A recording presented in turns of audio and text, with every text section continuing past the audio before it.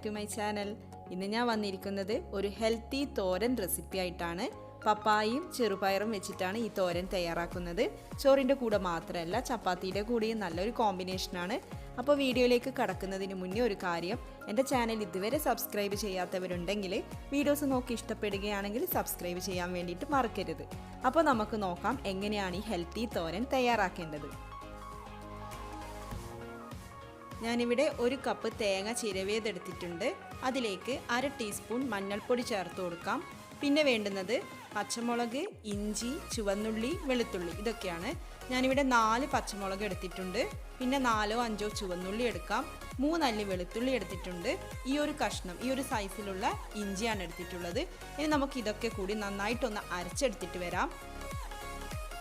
വെള്ളം ഒട്ടും ചേർക്കാതെയാണ് അരക്കേണ്ടത്. നല്ല തരുപ്പായിട്ട് നമുക്ക് അരച്ചെടുക്കാം. അപ്പം ഞാനിവിടെ അരച്ചെടുത്തിട്ടുണ്ട്. ഇനി നമുക്കിതൊന്ന് മാറ്റി വെക്കാം.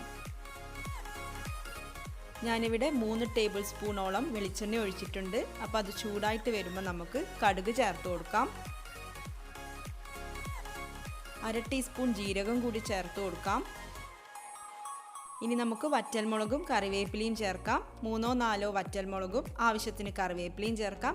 കറിവേപ്പില കൂടുതൽ ചേർക്കുമ്പോൾ തോരന് ടേസ്റ്റും കൂടും. കടുകും ജീരകമൊക്കെ പൊട്ടിക്കഴിഞ്ഞാൽ നമ്മൾ നേരത്തെ നമ്മൾ അരച്ചെടുത്ത തേങ്ങ ഇതിലേക്ക് ചേർത്ത് കൊടുക്കാം. എന്നിട്ട് 1 മിനിറ്റോളം നന്നായിട്ട് ഈ വെളിച്ചെണ്ണയിലൊന്ന് വഴറ്റിയെടുക്കാം.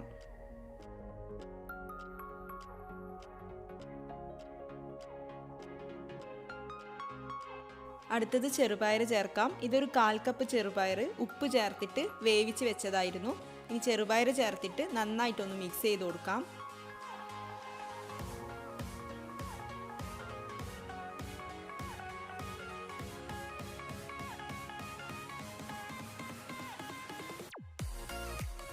അടുത്തത് പപ്പായ ചേർത്ത് കൊടുക്കാം. ഞാനൊരു ചെറിയ പപ്പായാണ് എടുത്തിട്ടുള്ളത്. ഗ്രേറ്റ് ചെയ്തിട്ടാണ് ചേർക്കുന്നത്. ഏകദേശം 2 കപ്പ് അളവ് വരും. ഇങ്ങനെ ഗ്രേറ്റ് ചെയ്ത് ചേർക്കുമ്പോൾ ഒരു പ്രത്യേക ടേസ്റ്റാണ്. മാത്രമല്ല പപ്പായ ആണെന്ന് പെട്ടെന്ന് മനസ്സിലാവത്തുമില്ല. അപ്പോൾ നമുക്ക് ഈ പപ്പായയും തേങ്ങയും ചെറുപയറും കൂടെ നന്നായിട്ടൊന്ന് മിക്സ് ചെയ്ത് കൊടുക്കാം. ഇതിലിപ്പോൾ വെള്ളം ഒഴിക്കുന്നില്ല, പകരം വെളിച്ചെണ്ണയാണ് ഒഴിക്കുന്നത്. ഞാൻ 1 ടേബിൾ സ്പൂൺ വെളിച്ചെണ്ണ ഒഴിക്കുന്നുണ്ട്. അതിനുശേഷം നമുക്ക് ഉപ്പും കൂടെ ചേർത്ത് കൊടുക്കാം. എന്നിട്ടൊന്ന് നന്നായിട്ട് മിക്സ് ചെയ്യാം.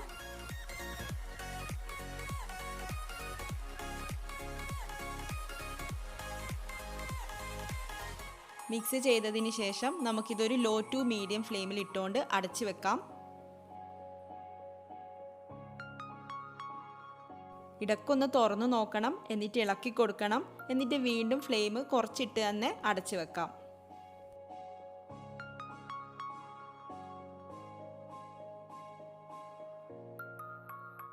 10 മിനിറ്റ് ആയിട്ടുണ്ട്. ഇനി നമുക്ക് വെള്ളം ഒഴിച്ചു കൊടുക്കാം.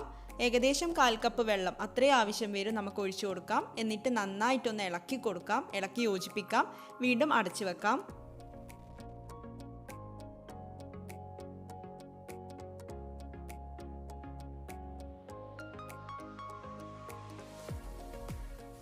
തുറന്നു നോക്കിയപ്പോൾ നേരത്തെ ഒഴിച്ചു കൊടുത്ത വെള്ളമൊക്കെ വറ്റിയിട്ടുണ്ട്. പപ്പായ നന്നായിട്ട് വെന്ത് വന്നിട്ടുണ്ട്. ഇനി നമുക്കിത് അടച്ചു വെക്കേണ്ട ആവശ്യമില്ല. ഹൈ ഫ്ലെയിമിൽ ഇട്ടുകൊണ്ട് ഏകദേശം 1 മിനിറ്റ് നന്നായിട്ട് വഴറ്റിയെടുക്കാം. ഉപ്പ് പാകമാണോ എന്ന് നോക്കാം. ഉപ്പ് ആവശ്യമെങ്കിൽ ചേർത്ത് കൊടുക്കാം. പിന്നെ ഈ ഒരു തോരനിൽ എരിവിന് വേണ്ടിയിട്ട് പച്ചമുളക് മാത്രമേ ചേർത്തിട്ടുള്ളൂ. അപ്പോൾ നിങ്ങൾക്ക് വേണമെങ്കിൽ കുരുമുളക് ചേർക്കാം. കുരുമുളക് ചതച്ചിട്ടോ പൊടിയായിട്ടോ ചേർക്കാം. 1/2 ടീസ്പൂണൊക്കെ ആവശ്യമായിട്ട് വരികയുള്ളൂ. അപ്പോൾ നമ്മുടെ പപ്പായ ചെറുപയർ തോരൻ റെഡി ആയിട്ടുണ്ട്. നല്ല ടേസ്റ്റി ആയിട്ടുള്ള തോരനാണ്. ഇഷ്ടപ്പെട്ടെങ്കിൽ ട്രൈ ചെയ്ത് നോക്കാൻ വേണ്ടിയിട്ട് മറക്കരുത്. വീഡിയോ ഇഷ്ടപ്പെട്ടെങ്കിൽ ലൈക്ക് ചെയ്യാനും ഷെയർ ചെയ്യാനും മറക്കരുത്. നമ്മുടെ ചാനലിൽ എല്ലാ വീഡിയോസും ഇതേപോലെ ചെറിയ വീഡിയോസാണ്. സിമ്പിളാണ്, ടേസ്റ്റിയുമാണ്. അപ്പോൾ ഇതേപോലെയുള്ള വീഡിയോസുമായിട്ട് ഇനിയും കാണാം. താങ്ക്